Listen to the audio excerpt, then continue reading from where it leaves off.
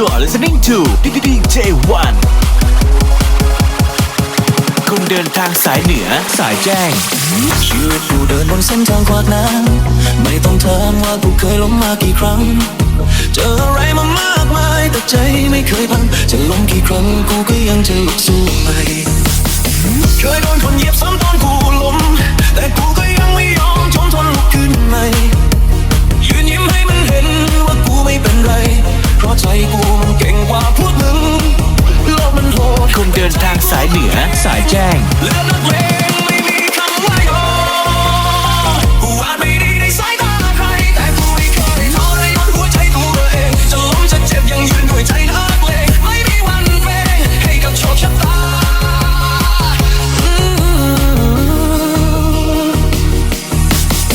มีแผลเต็มตัวกูก็ไม่อาจ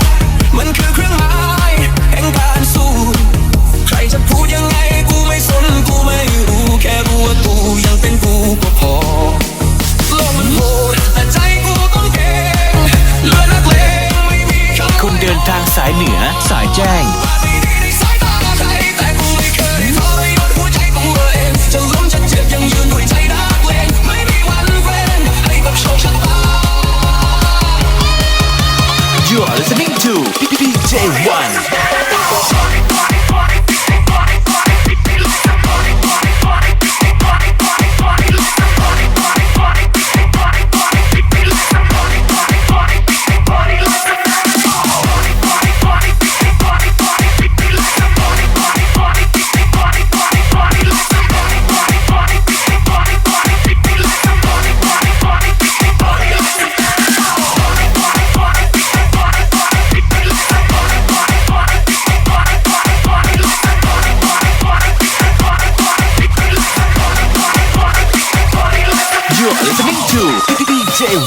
ชีวิตมันสั่นอย่ากลัวจะพัง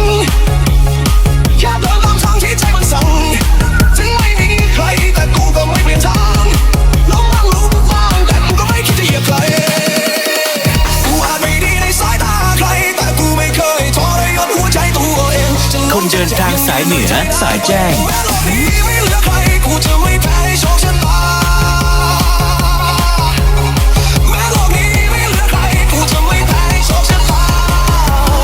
You're listening to DJ1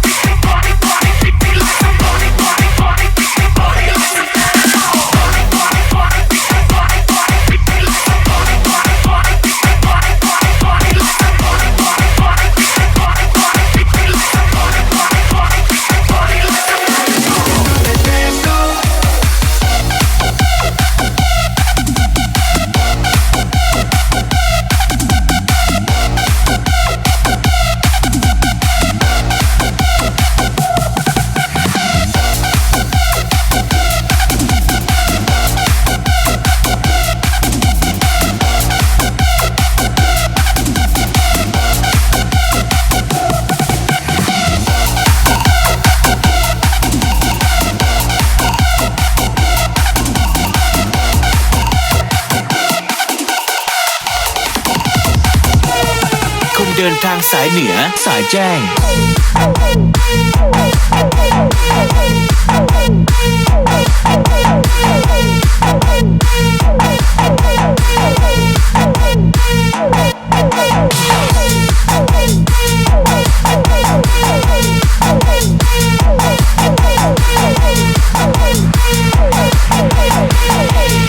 คนเดินทางสายเหนือสายแจ้ง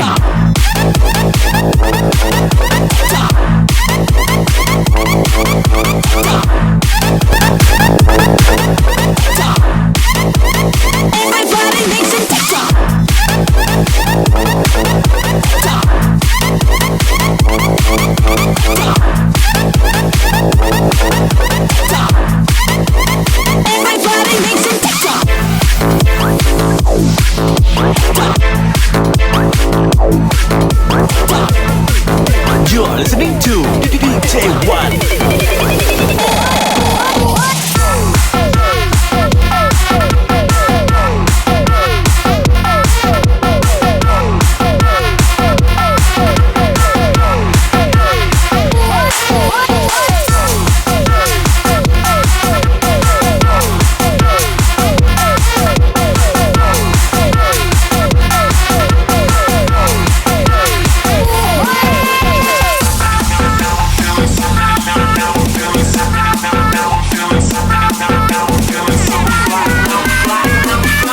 คนเดินทางสายเหนือสายแจ้ง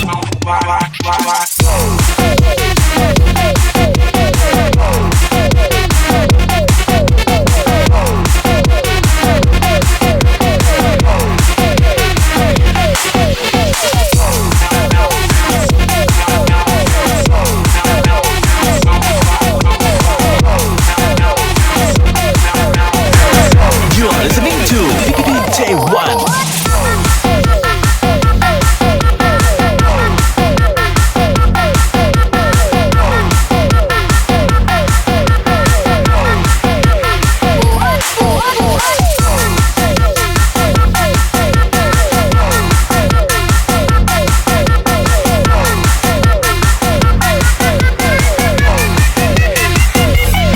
คนเดินทางสายเหนือสายแจ้ง